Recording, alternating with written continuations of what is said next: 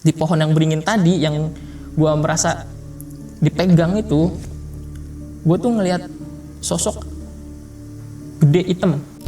Kan ada yang udah pada tidur, ada yang udah pada, tapi ada beberapa yang masih di luar lah gitu, intinya ngobrol, ngopi, biasanya main gitaran lagi gitu. Gue ngeliat sosok anak kecil bang, lari-larian bang di daerah kolam.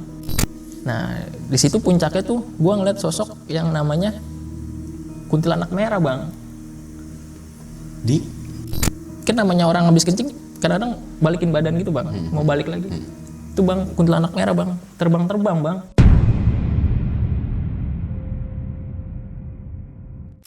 Assalamualaikum warahmatullahi wabarakatuh. Balik lagi di channel Samsul Mister Horror. Pada kesempatan kali ini gue kedatangan salah satu narasumber nih. Dia tuh punya pengalaman yang namanya pada saat masa-masa ospek, bisa dibilang masa-masa kuliah lah. Dan dia tuh sempet namanya ngalamin ketemu kuntilanak merah di salah satu villa yang ada di Puncak Bogor.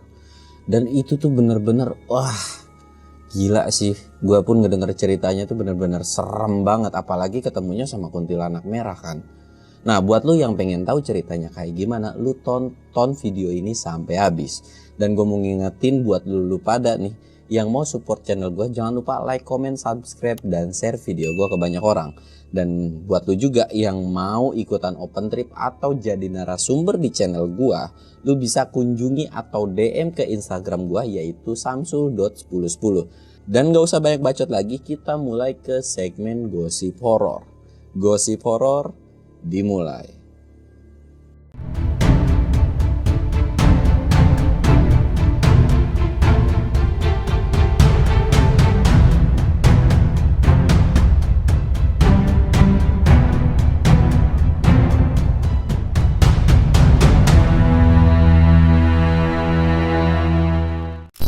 Oke coy, sebelum masuk ke ceritanya kita bakalan kenalan dulu nih sama abang kita yang ada di sebelah. Halo bang. Halo bang.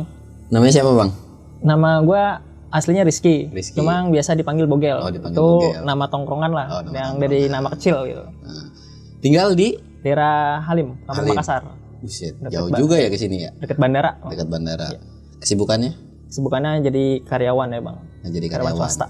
Nah tadi kan gue denger tuh lu tuh pernah ngalamin namanya kejadian di tahun 2012 pada saat masa lu kuliah nih. Dan bisa dibilang itu tuh pas lu jadi senior kali ya. Pas masa-masa senior kan. Karena lu di ospek sama orang atau lu ngospek? Gue di ospek sama orang bang. Oh berarti itu pas lu jadi maba lah ya? Iya maba. Bener. Oh jadi pas jadi maba. Nah cerita awal-awalnya tuh kayak gimana sih? Lu dapat kejadian apa pada saat itu? Kan waktu itu kan pertama kali gue masuk kuliah itu kan 2012 itu kan yang namanya mahasiswa baru itu kan pengen eksis lah gitu, biar mau dikenal sama satu angkatan maupun senior gitu kan. Dan waktu itu gue ikut kegiatan, waktu itu senior itu ngajakin bikin kegiatan tuh acara di puncak gitu, tentang kayak pengospekan itulah gitu loh. Nah kalau gue nggak salah inget itu tempatnya itu di daerah puncak, daerah Cipanas gitu. Di daerah Cipanas itu si senior itu ibaratnya ngadain acara itu di sebuah villa gitu bang. Sebuah villa gitu. Villanya yang cukup gede lah gitu. Punya ada kolam berenangnya, terus halaman belakangnya juga luas lah gitu. Buat emang buat acara kampus lah gitu intinya. Nah di situ kita tuh berangkat itu rencananya hari Jumat pagi gitu dari Jakarta gitu. Kita jalan ke sana, nyampe sana itu siang itulah dengan segala aktivitas yang ada buat si senior ini tuh nyusun acara lah gitu, nyusun acara tentang kegiatan nanti malam yang mau dilakukan gitu buat ngospek nih para juniornya nih, termasuk saya di situ di dalamnya. Nah di situ itu salah satunya itu ada yang namanya acara jerit malam sama api unggun itu ya biasalah gitu para senior itu kan pada pengen ngisengin juniornya gitu kan, bikin keseruan gitu, pengen nunjukin bahwa ini lo gue senior lo yang harus lo hormatin lah gitu lah bang. Biasa lah bang, namanya udah senior itu di kampus kan, sedangkan kita itu anak baru lah gitu. Nah sebenarnya kejadian yang bikin gue ketakutan lah, serem lah saat itu lah gitu. Sedangkan sebelum itu gue nggak pernah yang namanya ngalamin hal-hal mistis kayak gitu, pengalaman horor lah yang emang kayak entah itu ketemu setan, ketemu sesuatu yang bikin takut lah intinya gitu. Nah gue itu waktu itu pas lagi acara Jerit Malam. Jadi villa itu kan cukup besar halaman belakangnya tuh. Nah itu emang dipasangin beberapa tenda lah sama senior-senior itu untuk kegiatan Jerit Malam kita gitu. Dan di situ ada sekitar kalau kurang lebih tuh 20 mahasiswa lah 20 gitu. mahasiswa. Karena Maba. Karena tapi emang khusus jurusan-jurusan gitu loh modelnya. Jadi nggak semua satu angkatan ikut di situ gitu. Jadi kayak kita masuk kayak ke istilahnya kalau sekarang itu BEM lah gitu kan. Misalnya pengen masuk jurusan BEM politik apa gimana. Nah kalau saya itu waktu itu yang musik bang. Jadi perkumpulan mahasiswa itu yang suka musik gitu. Nah di situ dikumpulin kurang lebih ada 20 orang. Acara Jerit Malam itu kita itu disuruh bikin grup lah, kelompok gitu. Sekitar satu kelompok itu 5 orang. Jadi terbentuk itu 4 kelompok. Kan rata-rata kalau band itu kan 5 kelompok tuh, ada vokalis, ada gitaris, ada drum gitu-gitu kan. Makanya itu pas banget gitu momennya gitu. Nah di situ tuh si senior itu menganjurkan kita untuk tutup mata lah intinya gitu loh. Untuk mata untuk kayak saling bergandengan, kayak ngebonding jatuhnya. Ngebonding, kita saling bergandengan, saling pegang-pegangan, ngelilingin halaman itu bang. Ngelilingin halaman itu, terus setelah, tapi di situ pas lagi ngelilingin itu situasinya tuh sepi gitu. Maksudnya dalam artian si para senior pada ngumpet gitu, ngerjain kita lah, ada yang ngagetin, ada yang apa gitu kan. Nah di situ tuh posisinya pas lagi berdampingan itu kayak bikin barisan gitu, pengen saling pegang itu supaya nggak ketinggalan. Posisi gue tuh yang berada di paling belakang gitu. Pas tim gue ngelewatin kayak pinggiran kolam berenang, karena kan kolam berenang itu adanya di pojok gitu kan, di dekat dinding gitu kan. Dan di situ tuh ada pohon lumayan besar lah gitu. Mungkin kalau yang gue inget itu ada tali-tali gitu kayak pohon beringin modelnya. Nah itu kan pas lagi jalan ke situ tiba-tiba gue berasa ada yang megang pundak gue bang. Dan di situ gue sadar kok ada megang gue, sedangkan posisi gue tuh paling belakang gitu loh. Udah tuh di situ paling perasaan gue doang lihat gitu kan, karena emang ditutup mata gitu. Jadi yang paling depan itu dia megang tongkat buat nyari jalan gitu kan. Karena kan saat trek malam ngelilingin lahan kosong di belakang villa itu kan, dia dibikin rintangan lah gitu. Entah disiram-siram air supaya licin, biar berlumpur lah gitu. Intinya acara Jerit Malam yang bikin kita tuh nggak nyaman lah gitu loh dengan segala kondisi yang ada saat itu tuh. Terus paling perasaan gue doang kali ya. Udah tuh jalan lagi. Terus gue kayak merasa kesandung gitu, merasa kesandung, kayak kesandung batu modelnya gitu. Sandung batu tuh, ini apaan lagi nih kan. Tapi kan selama gue kecil sampai gue kuliah itu tuh gue bisa dibilang sama sekali nggak pernah ngalamin hal-hal mistis bang gitu. Gue orang yang ibaratnya tuh lebih mengedepankan logika gitu. Ini nggak mungkin lah, masa kalau emang ada pembuktiannya masa nggak bisa dibuktiin sih gitu loh maksudnya loh. Jadi gue mengedepankan logika gitu dalam berpikir gitu. Jadi hal-hal gitu gue sedikit nggak percaya waktu itu sampai jadi mahasiswa tuh. Udah yang kejadian kedua yang gue kesandung batu itu, perasaan gue paling batu doang kali gitu. Gue nggak mikir aneh-aneh dah pokoknya. Terus udah setelah tim gue selesai kan, gue dikumpulin di satu pohon. Ada pohon yang lumayan besar juga. Nah kita tuh diikat di situ bang, berlima itu diikat di pohon di situ gitu. Diikat di pohon di situ? Diikat bang, di pohon, kita ngelilingin pohon terus diikat gitu. Terus kita ditanyain, suruh yang jadi vokalis siapa? Kita teriak, saya gitu kan. Nah pas sudah sampai orang kelima itu, teman gua terakhir si drummer itu tiba-tiba ada yang nyaut lagi bang.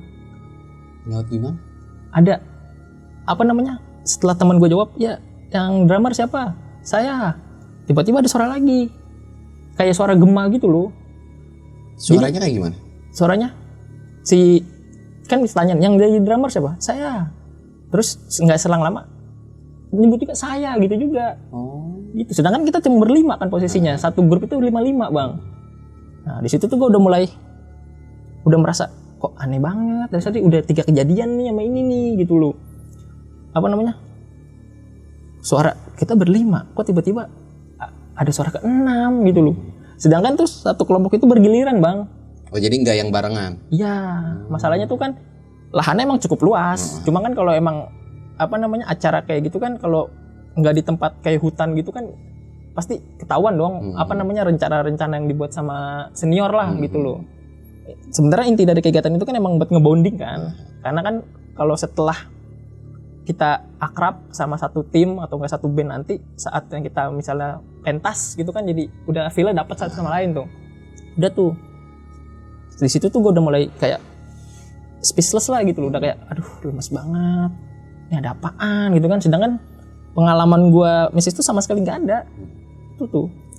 Terus udah tuh akhirnya setelah acara Jerit Malam selesai itu yang ada namanya acara api unggun, ngumpul lah orang-orang di situ ya kan.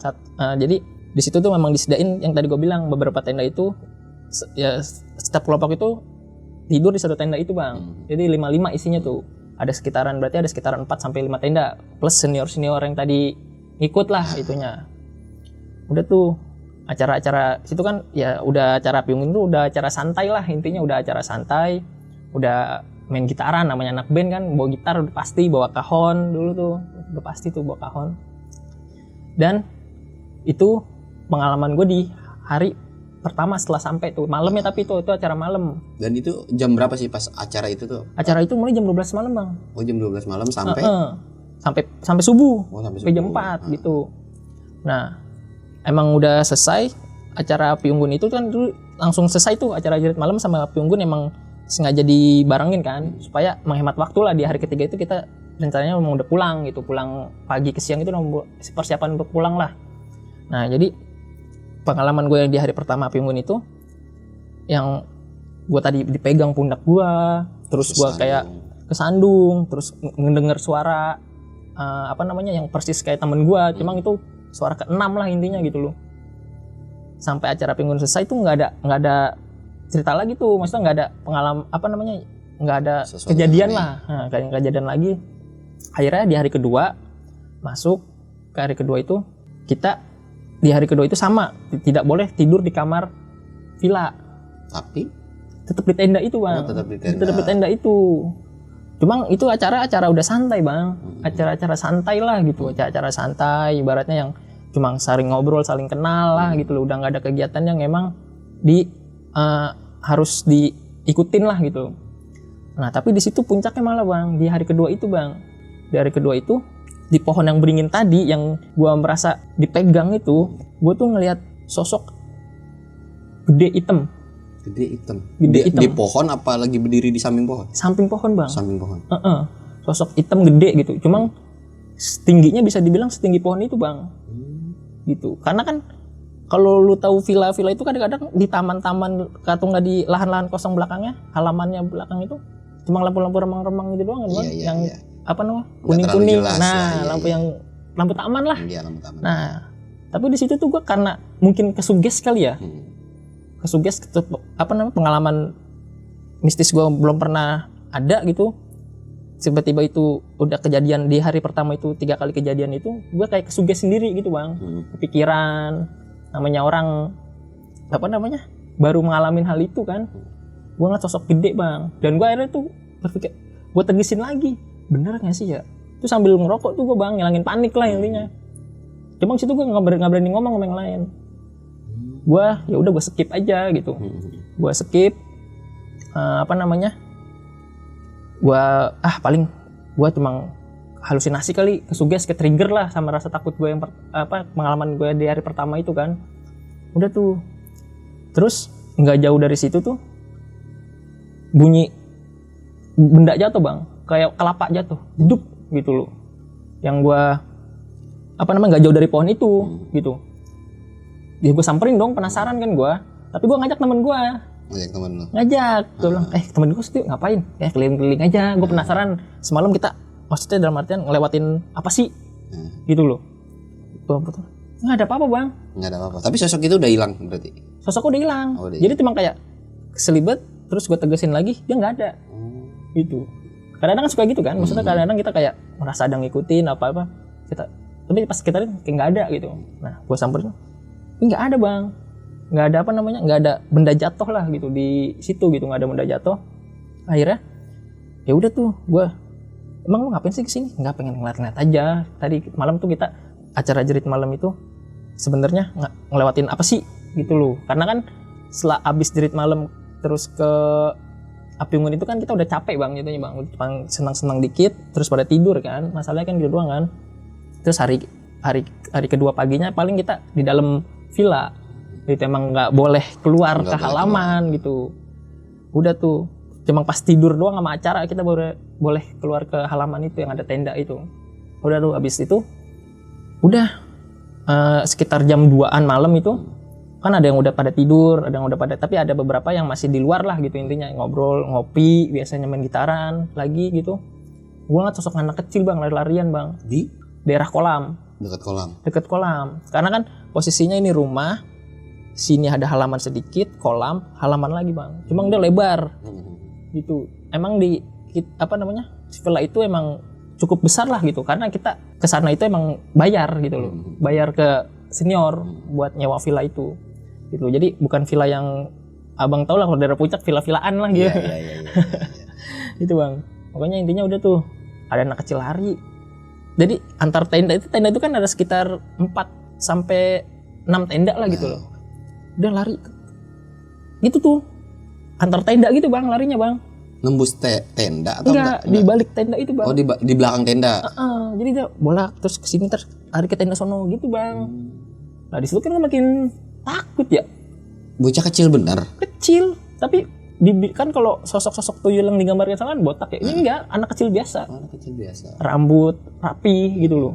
Kalau sosok tuyul yang digambarkan yang zaman sekarang itu kan pakai kancut gitu doang kan. Iya, botak gitu kan. Gitu ya. Itu ini enggak, anak kecil biasa. Anak kecil biasa. Biasa. Sosoknya tuh cowok tuh bang, bukan cewek. Cowok sosoknya. Kan gue makin scan makin takut ya. Tapi karena ada suara musik dan lain-lain ya gue mencoba untuk biasa relax gitu. Gue di situ tuh belum sama sekali nggak cerita gitu, sama sekali nggak cerita sama apa namanya teman-teman gue yang baru gue kenal lah intinya, karena gue maba juga kan. Sama senior pun gue nggak cerita gitu. Udah sekitar jam 2 masih nyanyi sampai ya sekitar jam 3 itu udah waktunya, emang udah capek banget lah tidur gitu.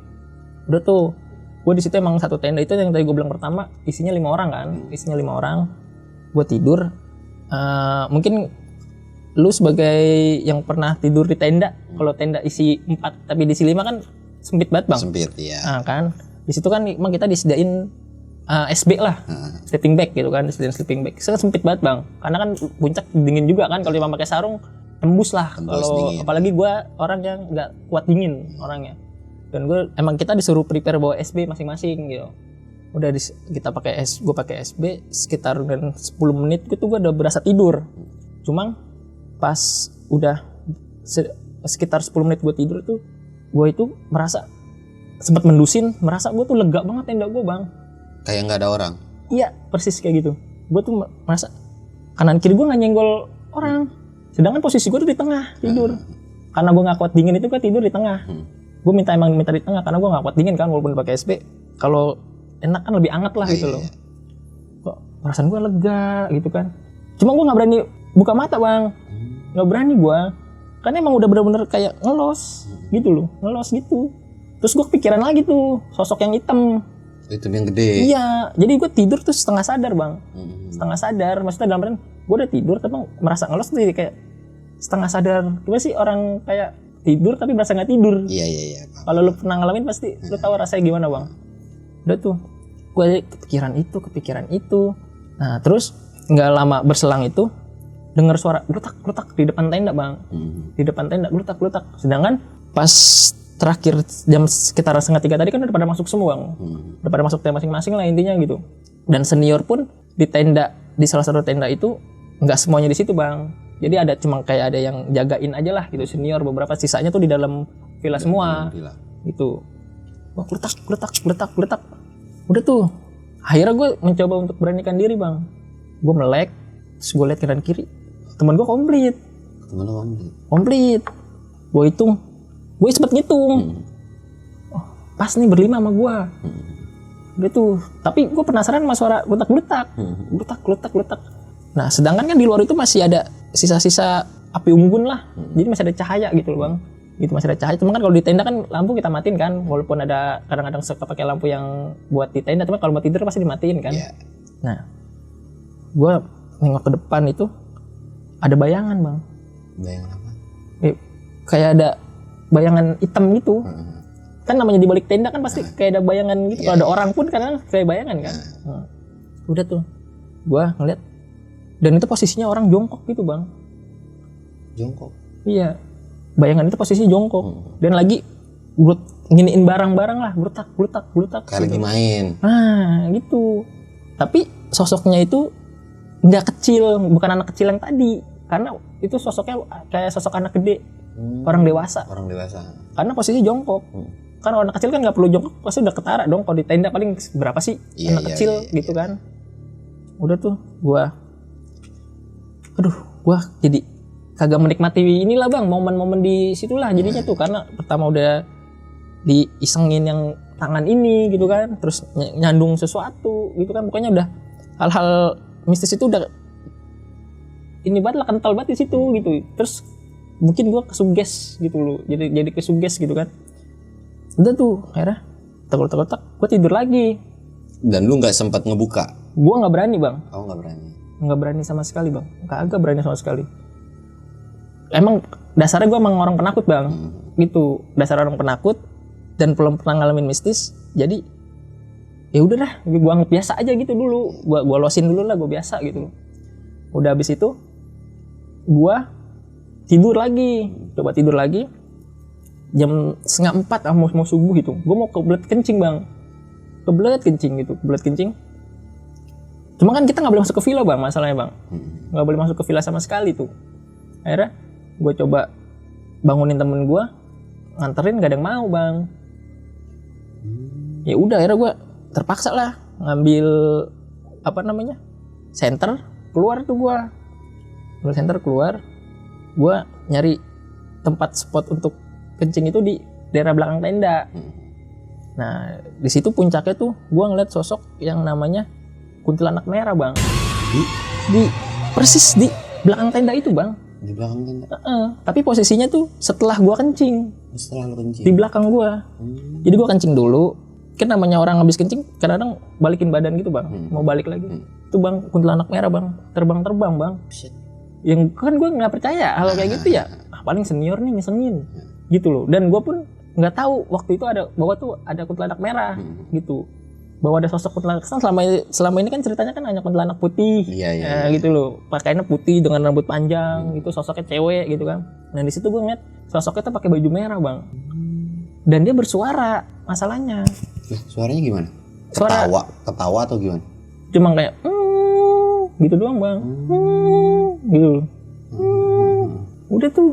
Di situ gue masih nggak percaya lah intinya gitu. Nggak percaya karena ini kan emang acara kampus lah ya. Ya itu acara kampus yang emang sengaja didesain untuk ngisengin maba lah. Ngelatih mental lah intinya lah, ngelatih mental, namanya mahasiswa baru kan. Keliling tuh bang, muter gitu, terus nemplok di atas villa gitu kan. Nah di situ gue coba bangunin teman gue masuk ke dalam, bangun, ada apaan? Ini kayaknya kita masih diisengin deh sama senior, gue bilang. Enggak, acara udah kelar. Gitu, acara udah kelar. Bener, lu mah ngeliat apaan? Ada apaan? Kita tuh ngeliat sosok lah intinya. Akhirnya gue berani cerita bang, karena udah nggak bisa nahan bang, udah takut banget lah intinya. Udah takut banget sama kejadian-kejadian yang gue alamin di hari pertama gitu kan. Udah tuh akhirnya gue bangunin, ayo keluar. Nah anehnya pas gue ke rumah temen gue tuh hilang. Nggak ada sosoknya? Nggak ada sama sekali bang. Udah tuh akhirnya udah lu halusinasi katanya. Enggak, gue bener serius ada suaranya, gue bilang gitu kan. Nah udah gue tidur lagi tuh akhirnya. Tidur tuh. Azan subuh gue dengar suara hewan bang, suara burung. Suara burung itu kayak suara burung banyakan gitu loh. apa namanya, tapi suaranya tuh kecil. Nah gitu. Nah gua sebenarnya tuh suka juga dengerin cerita-cerita teman gue juga bang gitu, yang emang dia pernah ngalamin hal mistis lah. Waktu itu teman gue itu pernah cerita, gue dengar dari salah satu teman gue cerita bahwa kalau ada suara hewan, suara itu bisa jadi malam-malam ya, suara yang nggak masuk akal lah, misalnya kayak suara burung rame-rame gitu, itu sosok kuntilanak. Kalau suaranya itu kecil berarti tandanya deket, tapi kalau suaranya gede, dia itu jauh si kuntilanak itu gitu. Gue langsung connect ke situ bang. Jangan-jangan yang tadi gue pas kencing lagi. Gue keluar lagi bang. Di situ tuh gue udah mulai udah mas bodoh lah gitu loh, udah karena udah gergetan gitu loh bang, udah gergetan udah gergetan banget lah dengan hal-hal yang kayak emang nggak masuk akal deh. Karena kan gue bilang tadi kan gue berlogika, logika banget lah gitu loh, harusnya dibuktiin lah gitu ininya. Ternyata dia nongkrong di villa tadi bang, masih di atas. Anehnya pas gue keluar ada, tapi kalau pas gue bareng sama teman gue tuh nggak ada. Gue tegesin lagi, bener bang. Ya cuma itu maksudnya dia rambutnya nggak terlalu panjang bang, segini doang nih bang. Gitu. Mukanya kelihatan? Mukanya dia mata doang sebelah gini. Maksudnya rambutnya tuh nutupin setengah. Nutupin setengah. Setengah muka lah gitu, intinya setengah muka. Gue tegesin lagi tuh. Udah tuh. Tapi dia nggak ganggu, maksudnya nggak kayak deketin gitu, enggak bang. Cuma emang apa namanya, nampilin sosoknya aja gitu loh di depan gua gitu. Mungkin karena gua pikiran gua nggak percaya, makanya gua ditongolin bang. Gitu bang. Gua pikiran ke arah situ gitu. Tapi gua berpikiran ke arah situ setelah kejadian itu sebenarnya. Gitu loh. Karena saking nggak percayanya, gue tuh akhirnya dibuktikan sendiri gitu loh, ditongolin dengan sosok-sosok yang ibaratnya yang gue nggak percaya gitu loh. Udah tuh besok gue tidur lagi biasa lagi lah gue tidur gitu. Cuma udah nyampe pagi kan, itu kan akhirnya di hari Minggu ya, karena kan tuh hari kedua tuh, malam itu hari kedua tuh. Di hari Minggunya gue meriang parah bang. Sakit, demam gitulah, demam pokoknya. Itu tuh sampai gua itu pulangnya itu nggak bareng sama yang lain. Gua itu pulangnya pakai mobil pribadi. Karena kan mahasiswa senior itu kan ada yang bawa mobil lah intinya gitu loh. Yang lain itu kan pada disewain bis, kita berangkat itu disewain bis lah gitu, satu bis. Karena posisinya itu gua udah drop banget gitu. Kalau emang harus nunggu sampai siang pun pulang, itu kayaknya udah gua nggak kuat badan gua gitu. Makanya gua pulang duluan pakai mobil pribadi kayak gitu modelnya. Udah nyampe rumah, gue 2 hari di rumah, meriangnya belum turun bang, udah dibawa ke dokter, belum turun tuh. Sakit berapa hari? 2 hari. 2 hari tuh, di hari Minggu pagi sampai Selasa pagi. Nah kebetulan di deket rumah gue itu ya adalah yang namanya Pak Ustadz gitulah intinya lah gitu loh. Kalau gue kan orang nggak percaya, cuma kalau orang tua kan cerita-cerita orang tua, bro paling ketempelan apa gitu. Gitu ketempelan kayak gitu. Udah deh, coba deh gue bilangnya. Karena udah dibawa ke dokter bang, udah minum obat demam udah diminum, obat apa yang dari dokter, dari klinik udah gue minum tuh. Jadi posisinya tuh kadang demam, kadang enggak gitu bang. Demamnya tuh di jam-jam tertentu, menjelang maghrib demam, ntar menjelang subuh demam, kayak gitu. Badan tuh lemes. Nah akhirnya ya udah tuh datang Pak Ustadz ke rumah, cuma emang kamu habis kemana, tanya-tanyain gitulah intinya. Ada acara di puncak mah, acara kampus, saya bilang gitu kan. Oh ya udah, ini mah paling kamu capean gitu doang, namanya ini kan bahasanya bahasa yang nggak pengen kita nakut-nakutin. Nah udah tuh, udah nih pokoknya kamu di sini wudu terus sholat aja, udah gitu doang bang. Karena gue emang orang kan bolong-bolong bang, sholatnya masih bang, gitu. Nah di sini tuh disuruh udah sholat ambil wudhu dah gitu, ini sholat deh gitu, coba gitu. Bener tuh gue lakuin tuh 2 hari berturut-turut tuh gue sholat tepat waktu, bukan tepat ya, 5 waktu lah, temen-temenan. Biasanya bolong-bolong cuma zuhur doang, maghrib doang gitu kan. Dan alhamdulillah sembuh bang, sembuh. Udah tuh abis itu, udah tuh dari semenjak gue pengalaman di puncak itu gue akhirnya percaya dengan hal-hal yang namanya mistis itu bang. Nah itu bang, semenjak kejadian yang gue acara kampus itu ke puncak itu, akhirnya gue sampai sekarang gue percaya bang bahwa ada hal-hal mistis lah atau nggak hal-hal gaib lah itu intinya. Yang emang selama ini tuh selalu gue sangkal dengan logika gitu loh. Nah tapi pas kejadian itu tuh ada nggak sih beberapa temen lu yang ngalamin juga? Kalau ngalamin itu ya setahu gue nggak ada bang. Berarti cuma lu doang pada Iya, saat itu? persis gitu. Pak, malah di situ ibaratnya ada nggak laki semua, ada ceweknya juga gitu loh, ada cewek, cuma yang benar-benar yang ngalamin itu gua. Tapi setelah itu gua emang cerita di kampus tuh, gua cerita gua ngalamin apa sama teman-teman gua yang emang kita bareng-bareng ke sana tuh gua cerita gitu. Tapi pas gua tanyain nggak ada ya bang, Nggak ada yang ngalamin kayak gitu? nggak ada sama sekali gitu. Terus lu sempet nanya nggak ke senior mungkin pas udah berapa bulan gitu? Sempet bang, Kalau mereka ngejalin kayak gitu atau enggak? sempet gue tanyain bang, gue penasaran kan, gue ngalamin hal-hal gini, itu ada nggak sih di rundown acara gitu? Nggak ada, pure nggak ada. Kita tuh cuma kata senior itu dia tuh cuma ngadain acara jerit malam yang emang ngisengin kayak cuma apa namanya, bikin kita tuh bukan ketakutan ya jatuhnya, kayak mental kita dijatohin gitu loh. Gitu misalnya kayak dibikin lumpur terus kita jatuh kayak gitu-gitu loh bang, lebih ke fisik lah. Namanya zaman 2012 itu kan masih kental juga lah aspek-aspek yang berbau-bau fisik, tapi bukan yang mukul, bukan apa gitu, ngisengin kayak paling kita kepleset gitu-gitu doang loh modelnya. Tapi bukan ada yang ngejalin kayak ditakut-takutin? Nggak ada. Kayak gitu. Dan itu villanya jauh nggak dari jalan raya Bogor? Agak ke dalam bang, Agak ke dalam. ada ke dalam. Itu kalau nggak salah itu jalannya belum bagus. Belum bagus. Belum Kalau bagus. dari jalan raya ke masuk villa itu berapa menit? 10 menit, 10 menit. lumayan 10 menit. Lumayan sih, lumayan jauh. 10 menit. Jauh sama rumah warga? Nggak terlalu bang, Enggak terlalu. nggak terlalu jauh.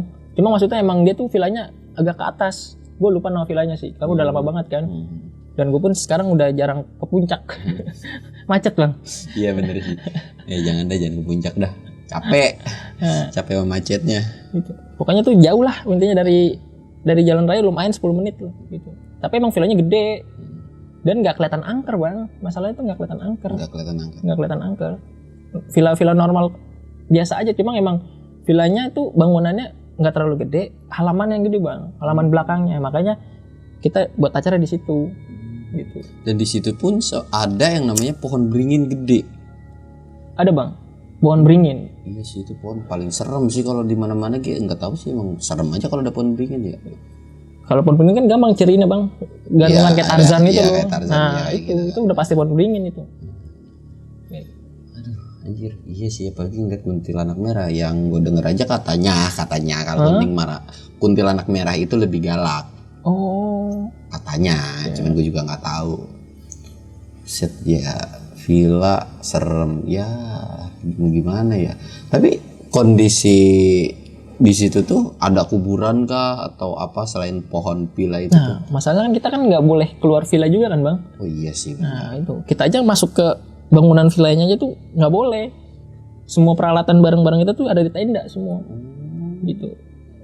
Sebenarnya konsepnya konsep alam, cuma karena emang ini kan band ya jatuhnya, acara kayak anak kampus yang pengen masuk ke komunitas band lah intinya gitu loh. Oh iya sih. Dan berarti nyewa villa tuh emang nggak ditidurin sama sekali dong? Senior doang bang. Senior doang. Anjir, menang banyak Nah, ya seniornya. Iya sih. Apalagi zaman itu kan nggak ada kayak zaman sekarang bang. Kita nurut-nurut aja gitu loh. Iya benar. Maksudnya ya udah emang itu buat ngelatih mental aja gitu, nggak cengeng lah gitu. Kayak istilah sekarang cengeng lah, ngadu-ngadu gitu kan, akhirnya ntar viral gitu. Wah.